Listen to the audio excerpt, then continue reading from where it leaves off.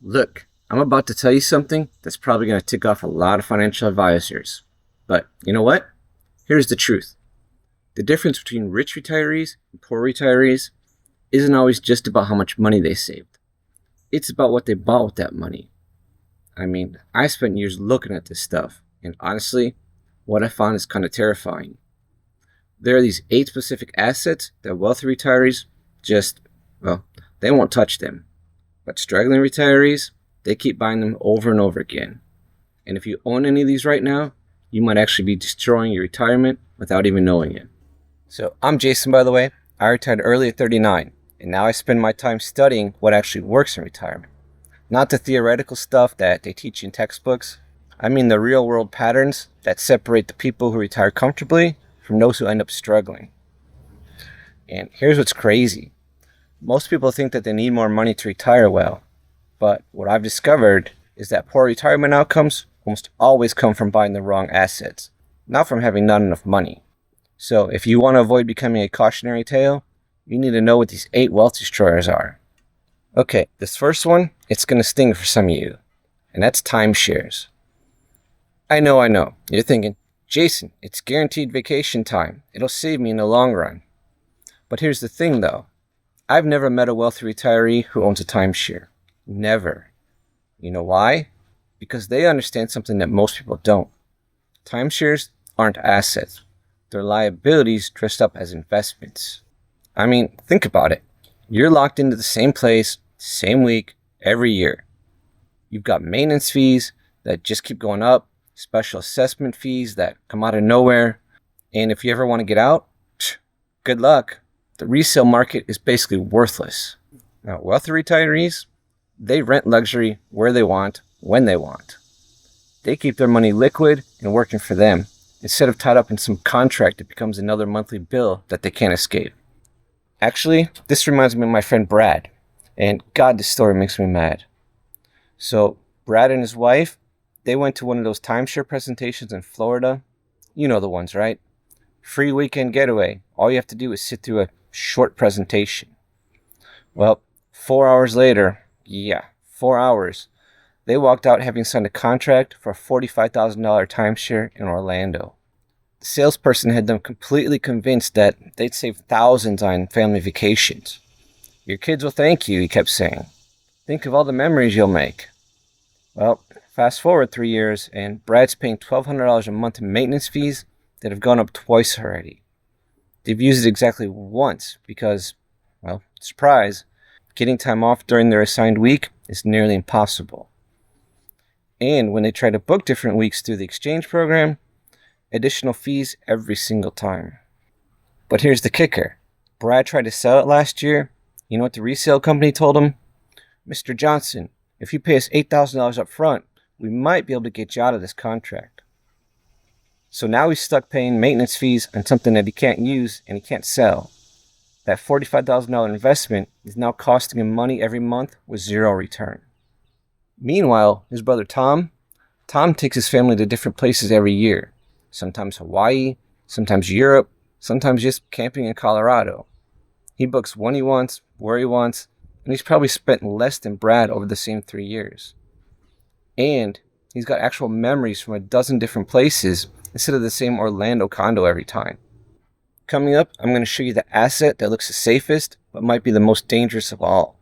And it's sitting in millions of retirement accounts right now. But first, I want to talk about the next asset, and it's high-fee annuities. And before you jump into comments saying, but Jason, guaranteed income, just hear me out. Look, I'm not against all annuities, but I am against the complicated high-fee ones that get pushed on retirees every single day. You know the ones I'm talking about. Variable annuities with income riders, market-linked CDs, all these products that promise market returns with downside protection. Here's what wealthy retirees know that others don't. If it sounds too good to be true, well, it probably is. These products are loaded with fees, surrender charges, and restrictions that can lock your money up for years. Actually, I had this friend come to me once. She had most of her savings in a variable annuity that a bank advisor sold her. And here's the crazy part. Her pension and Social Security already covered all of her expenses. So her real goal was leaving money to her son, but she was stuck in this annuity that was the exact opposite of what she needed. So I sat down with her and really looked at the numbers. This woman, let's call her Cindy, she had $300,000 locked up in this variable annuity that the bank advisor convinced her was safe. The guy told her that she'd get market returns with a guaranteed minimum income for life. And that sounds great, right? Well, here's what he didn't mention clearly enough. First, she was paying 3.2% in total fees every year.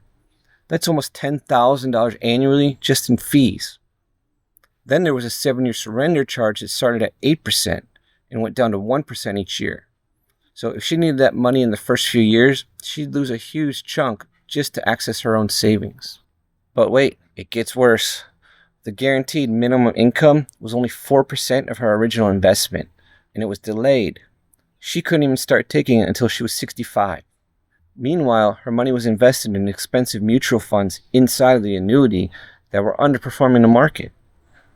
So I helped her run the numbers, and if she just put $300,000 in a simple mix of low-cost index funds, maybe 60% stocks, 40% bonds, and withdrew 4% annually, she'd have way more flexibility, much lower fees, and honestly, probably better returns. Plus, whatever is left would go to her son without all the complicated annuity rules and potential tax issues. The crazy part, it took her 2 years to finally get out of that annuity because she was so scared of the surrender charges. By the time she did, she'd paid almost $20,000 in unnecessary fees. 20 grand. That's a nice car or a couple of amazing vacations. Real quick, if you're finding this helpful, hit that subscribe button now. I promise you, no fluff, just real retirement advice that actually works. Okay, third one, whole life insurance as a retirement tool. Now, whole life can make sense if you're young and you have decades for it to work, or if you need it for estate planning. But here's where it gets ugly, and I see this all the time. Someone in their 50s or 60s gets sold a whole life policy as a retirement investment. The agent shows them these beautiful illustrations with guaranteed cash values and tax-free loans. But by the time you start it later in life, you just don't have enough years for it to make sense. See, wealthy retirees keep their insurance and investments separate. They buy term insurance for protection and invest the difference in things that actually grow their wealth. Now, this next one's going to upset some of you, but rental properties.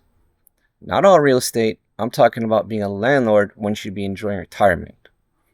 And look, I get it. There's something romantic about owning property, collecting rent checks, but here's what most people don't factor in. Vacancies, repairs, tenant issues, property management, rising taxes and insurance. It becomes a second job when you're supposed to be retired. I remember meeting this lady named Elizabeth when we were in Bali, and she was from Texas but owned a rental in California. She had $550,000 of equity tied up in that property, and after all expenses, she was making like $15,000 a year. And you know what? If she sold that property and put the money in a simple investment portfolio, she could generate more than probably $15,000 annually without dealing with tenants, repairs, or crazy California real estate laws. Wealthy retirees only invest in real estate if the numbers make perfect sense, and they treat it like a business, not an emotional decision. Moving on to number 5, we have high-yield bonds. They sound safe, right? Higher interest, more income. But here's what they don't tell you. They're called junk bonds for a reason. These bonds are tied to companies with much higher chances of default. And of course, defaults always happen at the worst possible time, when the economy tanks and you need the income the most. What looked like steady cash flow suddenly disappears and you're left with losses and no way to replace that income. Wealthy retirees, on the other hand, they don't chase yield and risky debt. They let stocks do what stocks do, which is provide growth over time. And they use high-quality, shorter duration bonds for safety and liquidity. They don't try to make bonds behave like stocks. Number 6 are structured products. These are the ones that sound almost too good to be true. Market-like returns with downside protection. Principal guaranteed with upside potential. Look, If you can't explain exactly how your money's being invested, that's a red flag. These products are loaded with hidden fees, limited liquidity, and risk buried in pages of fine print. Wealthy retirees avoid financial engineering. They stick with simple, transparent investments that they can understand and control. Simplicity is a feature, not a flaw. Number 7 is vacation homes. And I know this is another emotional one, but hear me out. Most retirees vastly underestimate the true cost of ownership and overestimate how much they'll actually use the property. Beyond the mortgage, they've got property taxes, upkeep, insurance, utilities, repairs, and most people end up using the property way less than they imagined.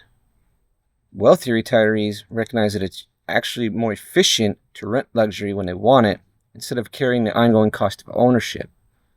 They get the flexibility and freedom without being tied to a property that sits empty most of the year. One of my cousins, let's call him Brad, he bought a cabin in the mountains about 5 years ago. Beautiful place, about 3 hours from where he lives. He was so excited. He kept talking about how they'd go up there every weekend, how his kids would love it, how it would be this amazing family retreat. At the time, the mortgage was reasonable for him, about $2,800 a month. But then reality hit. Property taxes up there were way higher than he expected, like $8,000 a year. And the insurance was crazy expensive because of wildfire risk. And then winter came, and the heating bills were insane because the place wasn't super energy efficient. But the real killer was the maintenance. I mean, when you're not there most of the time, things just, they break. I remember the pipes froze one winter, caused like $7,000 in damage. The roof started leaking, another $8,000. The septic system needed work. The deck needed refinishing. It never ended. And here's the thing that really got to me.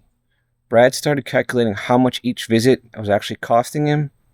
Between the mortgage, taxes, insurance, utilities, maintenance, the gas to drive up there, each weekend was costing him like $800.